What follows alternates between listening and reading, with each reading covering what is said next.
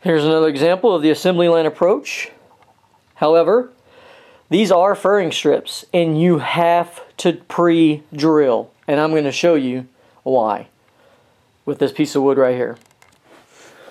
Alright, so I'm going to show you a little demonstration. I have a pre-drilled hole on one end, alright, and as you can see, one of these is going to be close to the end, alright, one of your screws. So, close to the end, let's drill one in, see what happens.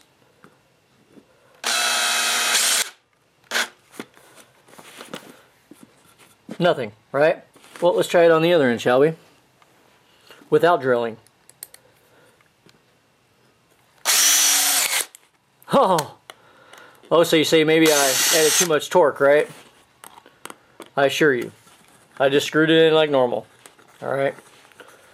I won't even screw it in all the way. How about that? Since it looks like I pretty much tried to demolish it. Look, it's already cracking. Alright, so that is the importance of pre-drilling. And with this kind of wood, you really need to make sure that you drill the exact length. Alright, this kind of wood, this furring strip stuff, is not forgiving at all. There's a demonstration of why you need to pre-drill with this kind of wood. Alright, so here's a little tip. If you're drilling on carpet, get a long piece of wood, stick it underneath all of them, and I'm going to drill actually all the way through this. Alright, it's going to be covered with fabric. You're not going to see the holes on the other side. But I want to drill all the way through so that I don't get the cracking issue. Alright, so you put it on there, line it up. You need to make sure when you put your drill bit on there, you put it in the center of these holes. You don't want it off to the left or the right. You want it directly in the center, and you want to kind of give it a nice little push. Alright.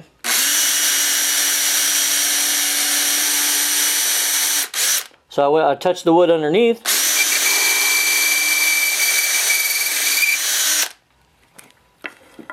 Drill all the way through.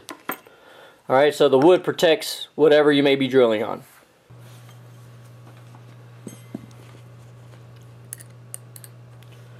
Alright, now when screwing these in, you don't want to screw in and keep screwing. You just need it to be snug. If you try and tighten them down too much, you will crack your wood even though you pre-drilled. So I'm just going to kind of touch and move the wood a little bit, as you can see from the torque. Put the other one in.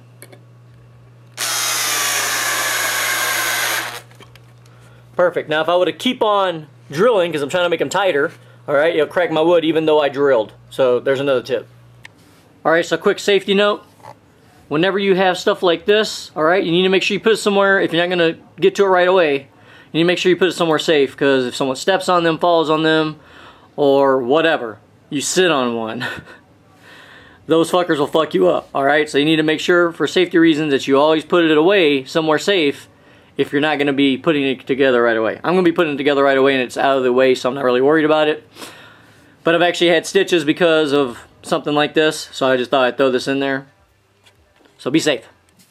Alright, another quick tip is it's already the next day, and if you need to store this, if you just stick a screw that's about the same, has a shank about the same diameter as the hole, you just screw that in there and you can store this for months without it drying out, because you don't want the glue in here to dry out if you just leave this off. Now usually the glue on the end that's stuck in there will prevent that, but over time it will dry inside of your thing there. So you need to put something in there. I use a little screw. Don't need to screw it in that far, just enough to hold it, and I'm going to use it now so I can just take the screw out. So there's another tip. Alright, for these panels, just another shot of how much glue I'm using compared to my finger. Alright, very small amount. You don't need to use a lot of the glue.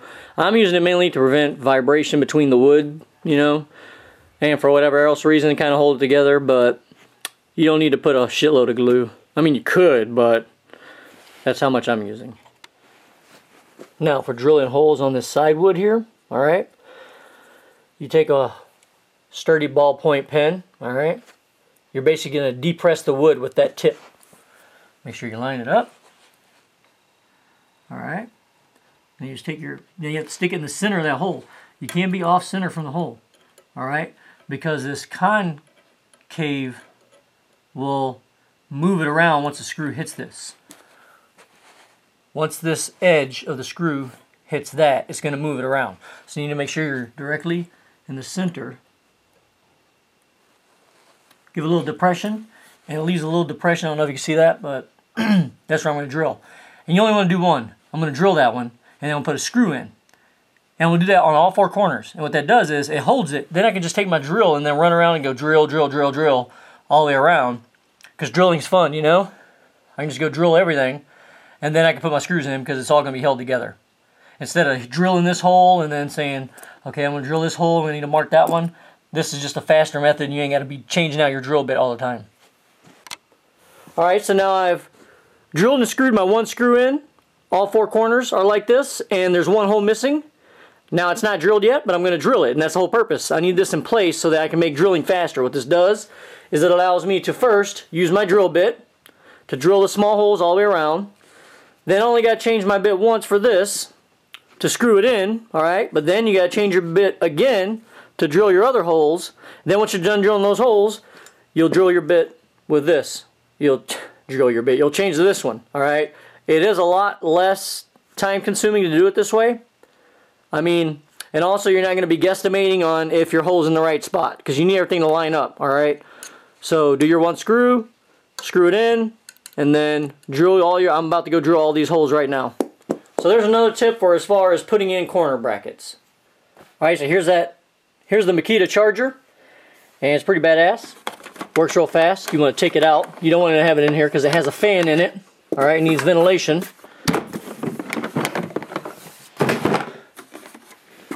And if you're feeling down, well, when you put this in, motherfucker plays music. I feel motivated now. This thing's it's only gonna take like 5 minutes to charge this battery. This battery's pretty much almost completely dead. But the battery lasted a long time. But I have one on backup, so we're good with that. Just thought I'd show you the cool little charger it comes with. Alright, so here's a completed frame. This thing is sturdy. I can hold it off from this corner, as you can see, and bounce it around. Alright, Godzilla can sit on that bitch. Alright, so it's pretty sturdy. I'm going to go ahead and put it in the Owens Coring 703. OC 703, and we'll see what it looks like.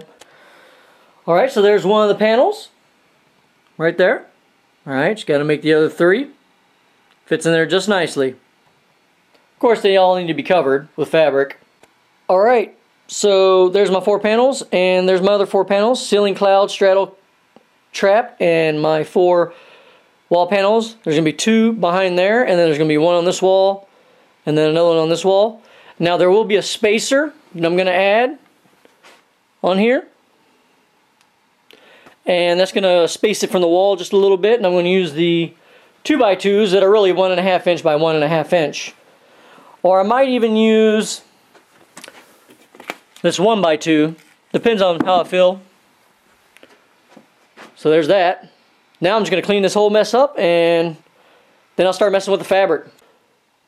Alright, so this is the way I am going to attach it to the wall. And it's also going to allow me to have 1.5 inch spacing with these 2x2s, which are really 1.5 inch thick. Alright. And how that's going to work is, I'm also going to have one at the bottom that's going to be screwed in. Now, this is just to show you and also to get my holes ready, because I still need to take this thing off and put fabric on it, and then this thing's going back on. Now, how this is going to work for me to hang it is, there's going to be eye bolts, eye hooks, drilled into the studs, alright? I'm going to use my stud spacing, which is like 16 inches off center, okay? And then I'm going to have hooks. I'll have a hook here and a hook here, the same distance between the eye hooks. And then the hooks are going to be facing out like this. That's going to allow me to hang it on the wall, while also allowing me to have the spacing. Alright, so that's what's going on here with that. You can do it this way. There's like a lot of other ways you can do it. You can use thinner lumber like this 1x2 down here. Alright, you can use 1x2 for this. I'm just using this because on the side walls, I'm going to have them out, or maybe on the back walls. I'm not sure which one yet. I'm going to use this kind of wood. They're going to be all feather. But the other panels are not going to be out. I'm going to use in the 1x2s for that. Alright, so look at these little guys. Some little bitty traps I made with all the waste material, alright? Didn't want to let anything go to waste, so I made 2 little things. I'll probably just stand up somewhere. Like I could stand them up on the top of those 2 speakers right there. I could wrap them in some cool design fabric. Make it look like a picture or something. I don't know. And there's the other frames. And with these are going to be ceiling traps. And there's the other ones. Alright, so for these panels, the bigger ones, They're going to go behind the mixing area, and there's going to be one side wall, and what I'm doing is I have this backing material. It's like burlap, and then I have this nice, it's like got some gray, small gray lines. It's black and silky material for the front. So those two over there is going to be like a black silky gray line thing, and then these over here are going to be like a nice navy dark blue, just like my ceiling panels. And so I got these screw holes here. Well, is it right there? Boom. And on the other side, and that's for this piece of wood, which is going to give me my clearance of 3/4 of an inch from the wall.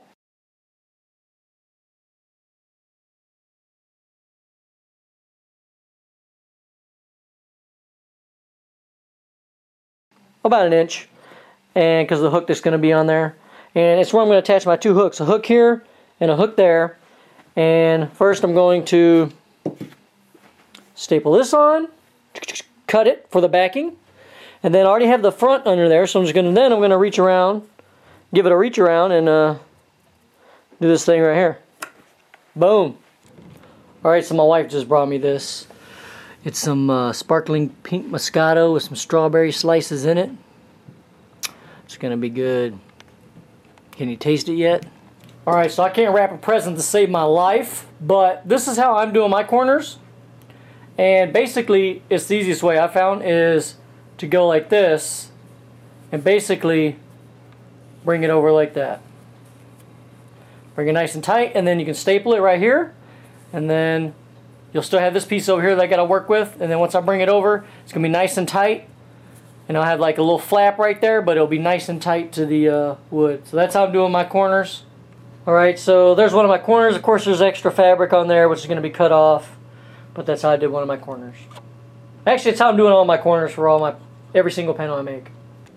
Alright, so here's the completed back of one of the panels that is going to go over there, and since no one's going to be able to see the back of it from the side or anything, I'm just leaving this extra fabric on the back, okay? And this tail would hang down because this is going to be the bottom, but I just stapled it up here so it doesn't hang down at the bottom. Same thing over here on this one.